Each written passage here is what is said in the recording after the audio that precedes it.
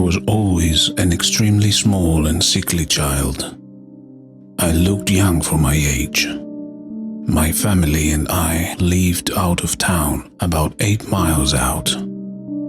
Our little community was next to a highway. The school bus would drop me off 2 blocks away from home. One day, I noticed a red truck following slowly behind me. So slow that I figured they were just looking for a house or something. I ignored it and walked to my house. That was the end of that. Consistently, this truck would follow slowly behind me. After a couple days of this, I walked into my house. I was always the first one home and looked out the window. Inside was an older man and a black lab. He was staring at me, idling inside his truck. Then he pulled away. I decided enough was enough. I told my parents. Of course, my sister was quick to jump in that I was lying. I had a habit of telling stories, but my mom thankfully believed me. She drove me to the bus stop the next morning. The truck was there, across the street at the gas station, pointing towards the bus. I got on the bus and my mom decided to drive around the truck. She described the scene.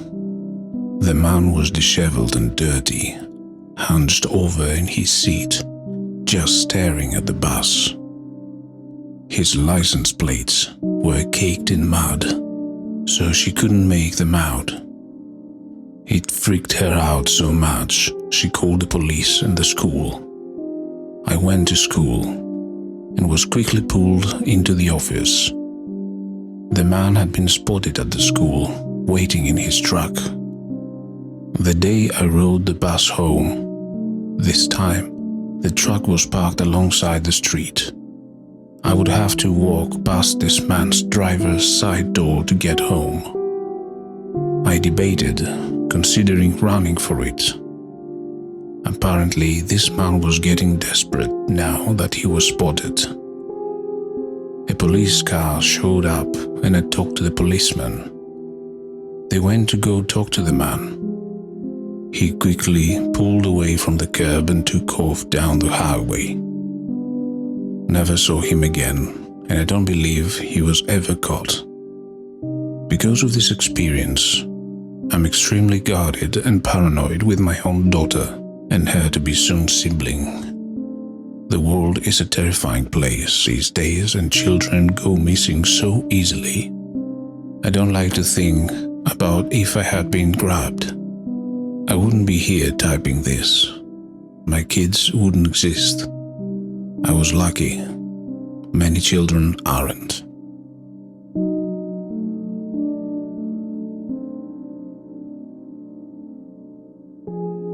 The story happened around 2 months ago. My parents had decided that it would be a good idea to allow my younger sister and me to shop for our clothes on our own. They believed it would be a good experience. So we all went to the mall, and my parents gave us both enough money to purchase at least an entire outfit. We decided where we would meet up, and they gave us a time limit as well as advice on which shops to visit. I was pretty apprehensive about the entire thing. I was a socially awkward, extremely anxious teen, so I was very paranoid of anything bad happening. My sister, who is only a few years younger than me, was pretty excited. She was the most competent with social interaction, so I relied on that ability a lot. We both decided to go to H&M, since we were most familiar with the clothes. We took some time in there, decided to come back later, and left. When we left the store, I accidentally made eye contact with a random guy who was walking off somewhere to the right. I immediately got a really bad feeling about him, which is unexplainable. but my gut was telling me to get out of there. I started pulling my sister away to the left, since it was the opposite direction, and I noticed the guy make a 180 degrees turn and start walking towards us. I got extremely panicked, and my sister finally noticed what was going on. I basically told her to keep holding my hand, and I quickly started walking irregularly between the different sides of the mall, because I wanted to, 1, check if he followed us exactly, and 2, see if I could lose him. He followed our every move. He had no bags, no walkie-talkie, no phone, and he was dressed in very dark clothing that obscured his identity really well. Luckily, we managed to reach the escalator, and we ran down the steps. By the time he reached it, we were already running to a family-friendly store, so we could be around some employees. We didn't see the guy after all, and my parents stuck by us for the remainder of the time.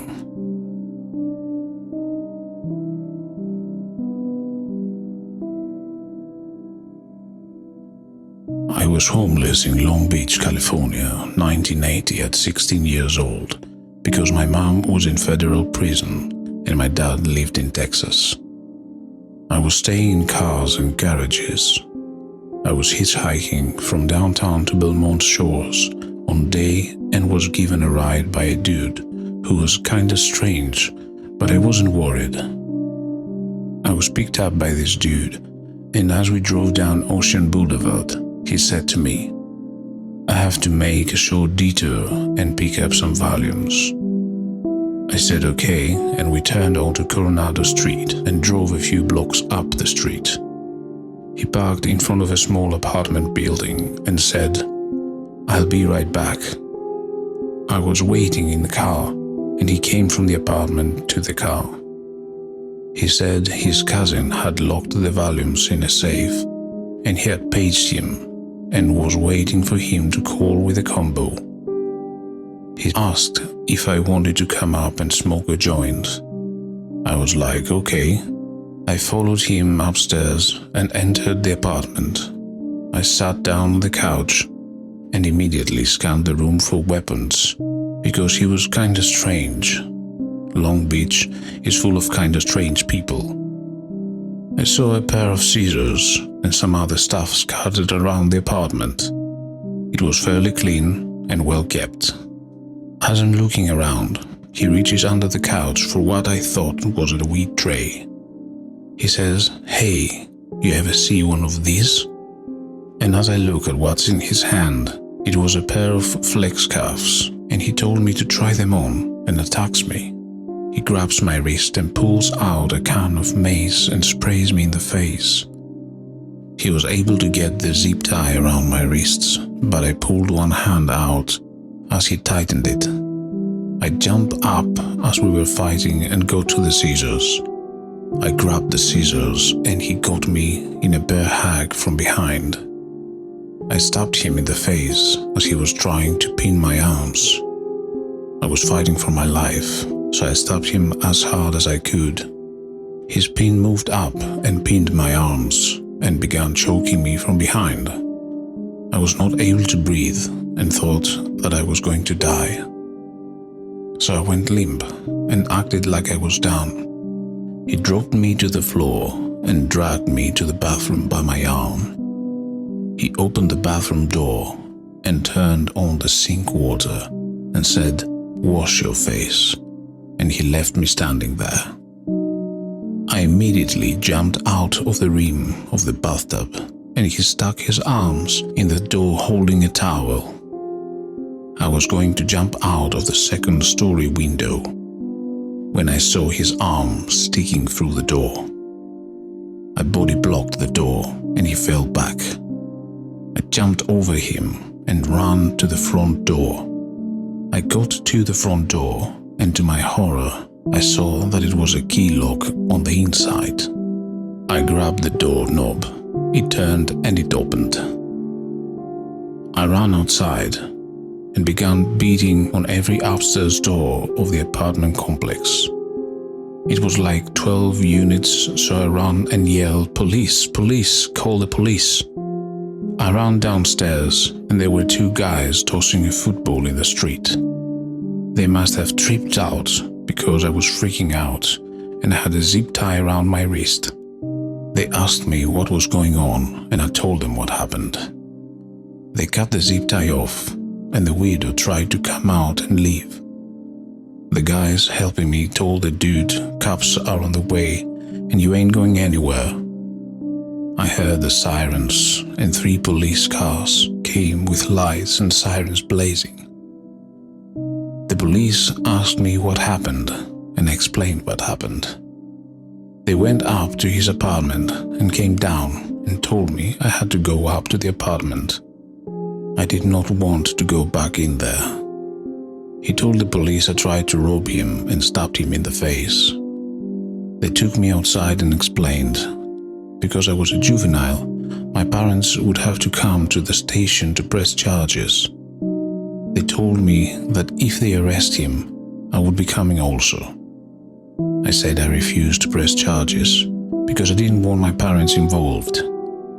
They left and I went my merry way. My mom got out of the feds and I moved to Texas for 5 years. I came back and my mom and sister had bought a house almost directly across the street from the 12-plex. My sister said she wanted to introduce me to her new husband. I almost had a heart attack. It was the dude tossing the football that day, and he said, "Where do I know you from?" I was like, "You remember the kid with a zip tie?" And he was like, "No fucking way."